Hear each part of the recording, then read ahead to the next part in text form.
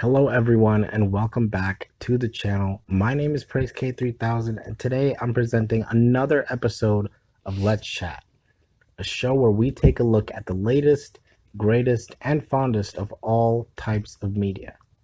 Today we'll be discussing A Quiet Place Part 2, which is a 2021 American horror film and the sequel to the 2018 film A Quiet Place, both of which follow a family that is forced to navigate and survive in a post-apocalyptic world inhabited by blind aliens with an acute sense of hearing.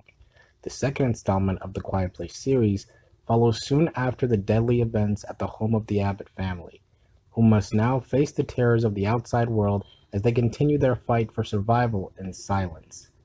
Forced to venture into the unknown, they quickly realize that the creatures that hunt by sound are not the only threats that lurk beyond the sand path.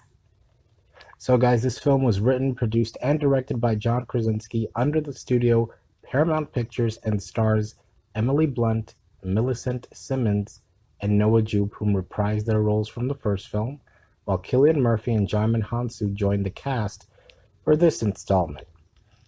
So, generally, guys, I totally was in love with this film. From beginning to end, I loved going to the movies and seeing it with a packed crowd, especially. Definitely added to the same vibe that I felt when I first watched it with the packed crowd, where it kind of wanted to be very. Luckily, there was a little bit more sound in this film than the last one, but it was still very nerve wracking, very mind bending, and thrilling in a new way. I would say that I wouldn't compare this to the original and saying that like it doesn't live up to it, but I would say that they're both very good in their own right. So for me, I'm not comparing it to the other one as much, only because I didn't see any trailers for this film. I didn't really, I don't know, I just didn't want to go in with such high expectations. I just kind of wanted to enjoy it and let the director take me away, which he did. And I could definitely say that this definitely improves on what was in the first film and does it in a very unique way compared to most sequels.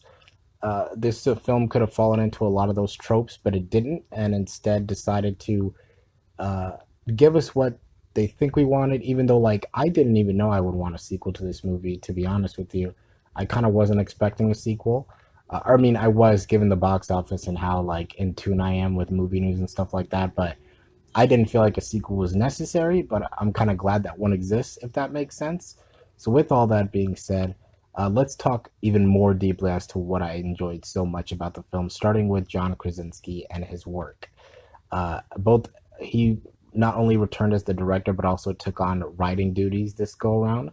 The last film was written by Brian Woods and Scott Beck, who also got credit here for the characters being based on their writing work, and also I'm assuming they're producers on the film because they helped put it into development and create it in the first time. They're the ones that pitched this film to John Krasinski to begin with, not the second one, but the first one. And but John Krasinski took on a lot of the directing duties and the writing duties in this one, and I can say that the writing was fantastic, very very much held the candle to the first one. Nothing too flashy, but still very intimate and very strong. And the situations that the characters are put in are still very engaging and very had me invested from beginning to end. The kids and his wife, the natural progression of the story that takes place is very reasonable and very realistic, and that's something that I enjoyed about the film. Another thing that I wanted to highlight is how smooth and confident he was in the director's chair this time. Even though, like, obviously he was creating the world in the first film, wanted to bring us into the world as realistically and as easy as it can. This film felt more like a movie than the other one. The other one felt like a real hard pressed, like ground indie drama, like rough and tough type of feel to it. This one you could tell was a little bit more corporate with the sheen of it and the look of it, but he also still gave it its same heart and its same love that he had carried in the first film. I would just say you could definitely tell he was a lot more confident and more established with the world in this film than he was in the first film, obviously. So that's something that I also wanted to highlight his work in this film. And the last thing that I wanted to highlight in regards to the direction is how he stayed away from the tropes of what a sequel does. He didn't over explain everything and he didn't go way too big.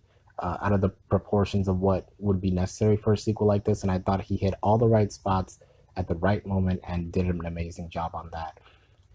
Moving on to the performances, starting with Emily Blunt, who was definitely very good in this film, but I felt like she the main standouts of this film, and I think she would say the same, are the kids. They were completely the showstoppers in this one, especially Millicent Simmons, who was definitely the shining star with her performance again as Reagan Abbott. And the role that she's given in this, she basically carries this movie amongst other amazing actors like Noah Jupe and stuff like that, who also did an amazing job with the work that he had to do. And I just love that kid as an actor. He's amazing, and I feel like one day he'll eventually play Spider Man for some reason. So I'm just predicting that right now. But I just feel like one day he'll like take the reins and be the next Spider Man because he just has that friendly vibe about him. Anyways, Reagan Abbott and is played by Millicent Simmons. She took on a heavier role, and I would say the kind of like a similar role that her father had was very much ingrained in what she was able to do this go around, and that's why I loved the film. I kind of wanted more of the kids in the first film because I felt they did so well in the scenes that they had on their own and together and with their parents. And Millicent Simmons absolutely killed it. Noah Jupe killed it in his own way, even though he was working more as a support system. He still killed it in a different way, and I like the way that they used him in this film compared to the first film, where he was a little bit more active. I like what they did with him here. Cillian Murphy and Djimon Hounsou also did an amazing job. But yeah, to me, the kids were the standout this go around. But that's not to say anybody else wasn't good. Everybody brought their A game here. So, and also one thing I wanted to highlight is the pace of the film. These movies always feel so short because it never trails too far off course. So, to me, I always feel like as soon as the movie is about to really get into high gear, it like ends right away. And I've started to notice that while watching these two films simultaneously because it just feels, you don't really feel a pace, and that's the best thing about a movie if a movie can do that. So my final thoughts on this picture is that it'll keep you on the edge of your seat and and have you covering your eyes not out only out of fear, but it'll also like kind of keep you bold enough to like still want to peek your fingers through your hands to see what's going to happen next.